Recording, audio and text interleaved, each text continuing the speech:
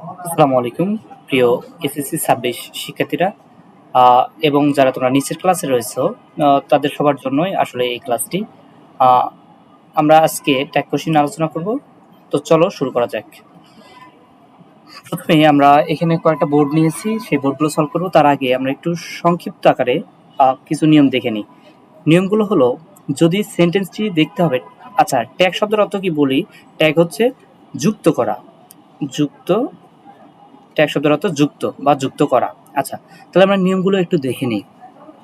নিয়মটা হলো যে সেন্টেন্সটি যদি অ্যাফার্মেটিভ থাকে তাহলে হচ্ছে নেগেটিভ করতে হবে, অ্যাফার্মেটিভ থাকলে নেগেটিভ করতে হবে, এবং সেন্টেন্সটি যদি নেগেটিভ থাকে তাহলে আমাদের অ্যাফার্মেটিভ করতে হবে, অ্যাফার্মেটিভ করতে হবে। আচ্ছা, এরপরে ২ নম্বর বিষয় হলো, আমাদের যদি সেন্টেন্সটি অ্যাফার্মেটিভ থাকে তখন আমরা যখন নেগেটিভ করব, তো নেগেটিভ ফর্মের কন্ট্রাক্টেড ফর্ম ইউজ করতে হবে, অর্থাৎ সংক্ষিপ্ত রূপ ইউজ করতে হবে। যেমন ধরো ডু আছে সেন্টেন্সে, আমরা যখন এটা নেগেটিভ করতে যাব তখন ধরো এরকম ডু নট, এইটা না লিখে আমরা লিখবো হচ্ছে ডন্ট।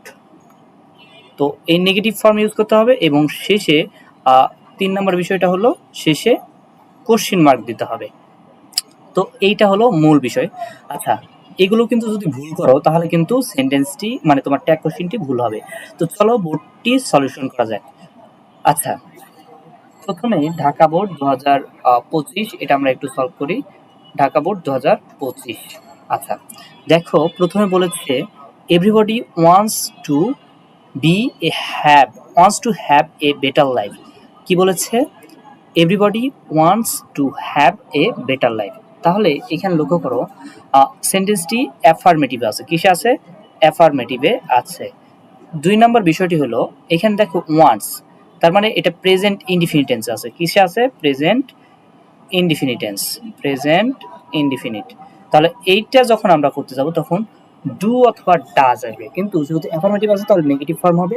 অর্থাৎ তাহলে দেখো এভরিবডি, আমাদের যদি এভরি সাম নো নান, আচ্ছা এভরি যুক্ত যদি ওয়ার্ড থাকে, এভরি সাম নো এগুলো যদি থাকে, তাহলে এগুলো যুক্ত যদি কোনো ওয়ার্ড থাকে তাহলে এদের সাবজেক্ট ট্যাগে এদের সাবজেক্ট হয় দে। কি হয়? দে। তাহলে এখানে আমরা দে ইউজ করলাম এভরিবডির জন্য। এরপরে ওয়ান্টস, দেখো এইটা আছে হচ্ছে প্রেজেন্ট ইনডিফিনিট টেন্স, সুতরাং এইটা আমরা, আর অ্যাফার্মেটিভ আছে তাহলে এখানে হয় don't, DONT, don't they. Everybody wants to have a better life, তাহলে আবার ট্যাগ হবে কি? Don't they. কি হবে? Don't they. আচ্ছা, তাহলে এর পরবর্তী সেন্টেন্সটি দেখা যাক। A better life seldom comes with hard work. তাহলে সেলডম এইটা হচ্ছে নেগেটিভ ওয়ার্ড, এটা হলো নেগেটিভ ওয়ার্ড। সেলডম মানে মাঝে মাঝে বা কদাচিৎ। তাহলে দেখো এ better life seldom comes without hard work, তাহলে এইখানেও প্রেজেন্ট ইনফিনিট টেন্স আছে। তাহলে এই পুরোটুকু একটা সাবজেক্ট, এ বেটার লাইফ, তাহলে এটাকে আমরা ইট ধরে নিব, এখানে সাবজেক্ট আমরা ইট ধরে নিব। তাহলে ইট ধরে নিব, এইটার ভার্বটা হবে কি? Does, DOES। যেহেতু এটা নেগেটিভ আছে তাহলে এটা পজিটিভ হবে, অ্যাফার্মেটিভ হবে। তাহলে দেখো does it, A better life seldom comes without hard work, does it. তাহলে এইটা হলো আমাদের ট্যাগ কোশ্চেন। তারপর দেখো we have to work for this, we have to work for this, তাহলে এইখানে অক্সিলারি ভার্ব হচ্ছে হ্যাভ। তাহলে এই হ্যাভটা আমাদের সামনে আসবে হ্যাভ। তাহলে দেখো এইখানে আমাদের কি আছে? অ্যাফার্মেটিভ আছে, তাহলে এখানে নট হবে, হ্যাভেন্ট। তারপরে কি হবে? We, haven't we. আশা করি বুঝেছো। তাহলে দেখো এরপরে most of us can hardly solve it do the job. তাহলে হার্ডলি এটা হচ্ছে নেগেটিভ, এটা হচ্ছে নেগেটিভ মিনিং দেয়। তাহলে হার্ডলি, সেলডম, সাডেনলি, এই যেসব ওয়ার্ড আছে, তারপর হচ্ছে বেয়ারলি, এগুলো হচ্ছে কি? নেগেটিভ ওয়ার্ড মানে মিনিং দেয়। এগুলো যদি সেন্টেন্সে থাকে তাহলে আমরা বুঝে নিব যে সেন্টেন্সটি নেগেটিভ ফর্মে আছে, তাহলে এটা পজিটিভ করতে ট্যাগ করতে হবে অ্যাফার্মেটিভ। তাহলে দেখো হার্ডলি আছে তাহলে নেগেটিভ বোঝাচ্ছে। এবার মোস্ট অফ আস, তাহলে এখানে সাবজেক্ট হচ্ছে উই। তাহলে দেখো মডাল ভার্ব আছে ক্যান, তাহলে এখানে কি হবে? নেগেটিভ যেহেতু আছে তাহলে পজিটিভ ট্যাগ হবে, তাহলে ক্যান কি হবে? উই। আচ্ছা,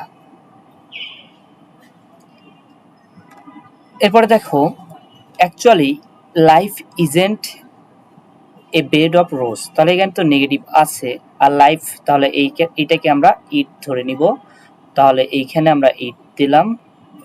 এরপর লক্ষ্য করো, তাহলে ইজ আছে যেহেতু, তাহলে ইজ ইট, তাহলে এইটা হলো আমাদের ট্যাগ কোশ্চেন। তাহলে আমরা যদি এভাবে সলভ করি 5 এ 5 পাবো। তাহলে এইটা হলো ঢাকা ঢাকা 25। তো এটা আমরা সলভ করলাম। এরপরে আমরা দেখি রাজশাহী 25।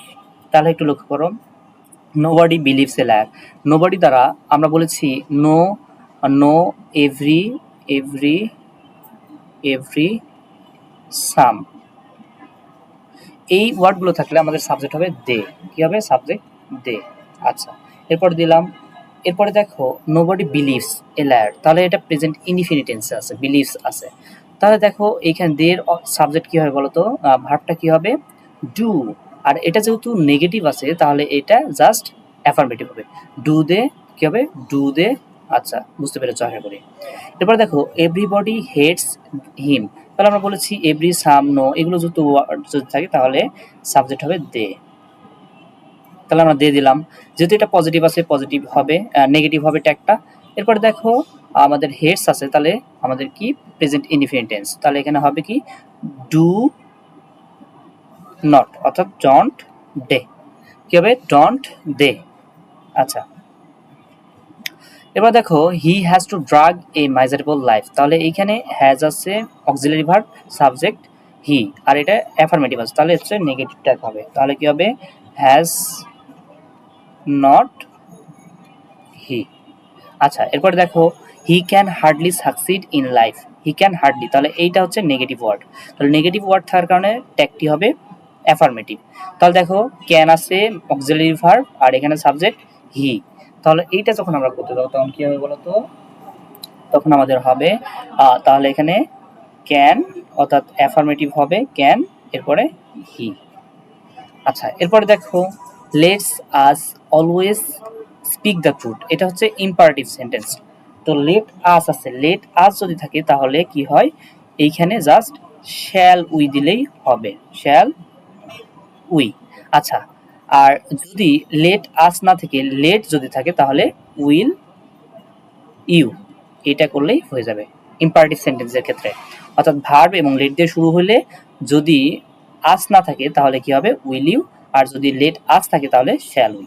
ওকে, আশা করি বুঝতে পেরেছ। তাহলে এরপরে আমরা দেখি কুমিল্লা বোর্ড, এটা হলো কুমিল্লা 25। তাহলে সলভ করি, দেখো।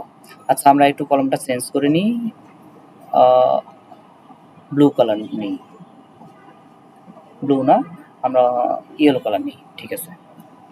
তাহলে একটু দেখো, আমাদের এখানে বলেছে one our new, sorry, our new English teacher is very affectionate, তাহলে এইখানে সাবজেক্টটা হলো আওয়ার নিউ ইংলিশ টিচার, তাহলে এইখানে একজন বোঝাচ্ছে, আওয়ার নিউ ইংলিশ টিচার, তাহলে এইখানে আর পরের সেন্টেন্সে দেখো শি জয়েন্ট রিসেন্টলি, এইখানে যেহেতু টিচার ছেলেও হয় মেয়েও হয় তাহলে জেনারেলি আমরা হি দিতে পারি, কিন্তু যেহেতু পরে দেখো সবগুলোতে শি বলেছে তাই আমরা এখানে শি দিব।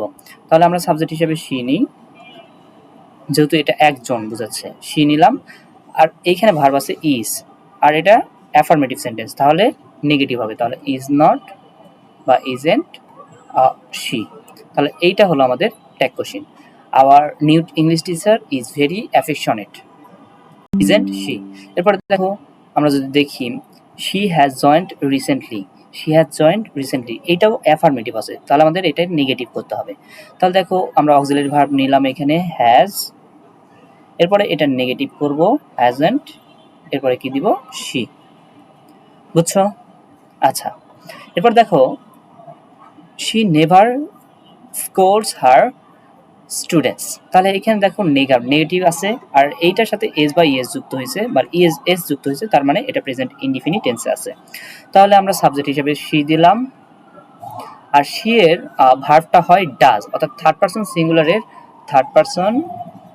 সিঙ্গুলারের ভার্ব হয় ডাজ, কি হয়? ডাজ। তাহলে এইখানে শি নেভার স্কোল্ডস হার স্টুডেন্টস, তাহলে ডাজ শি। আচ্ছা, এরপর দেখো is of the students loves her, তাহলে ইজ অফ, মেনি অফ এগুলো যদি থাকে তাহলে হবে দে। কি হবে? Subject they. আচ্ছা, 1 মিনিট, এটা আমরা একটু মিশিয়ে নিই।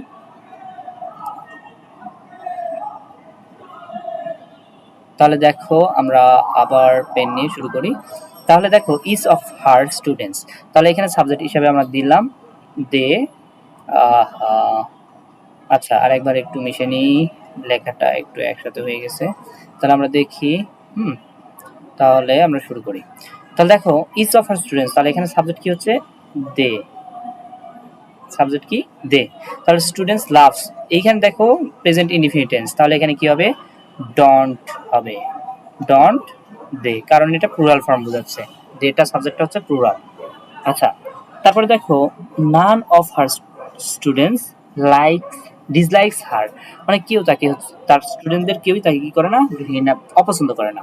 তাহলে দেখো নান অফ, তাহলে এটা নেগেটিভই বোঝাচ্ছে, আর এটা স্টুডেন্টস প্লুরাল ফর্ম, তাহলে এখানে সাবজেক্ট আমরা দে দিলাম, আর এটা প্রেজেন্ট ইনডিফিনিট টেন্স বোঝাচ্ছে, তাহলে যেহেতু প্লুরাল ফর্ম তাহলে এখানে আর নেগেটিভ বোঝাচ্ছে, তাহলে খালি ডু দে।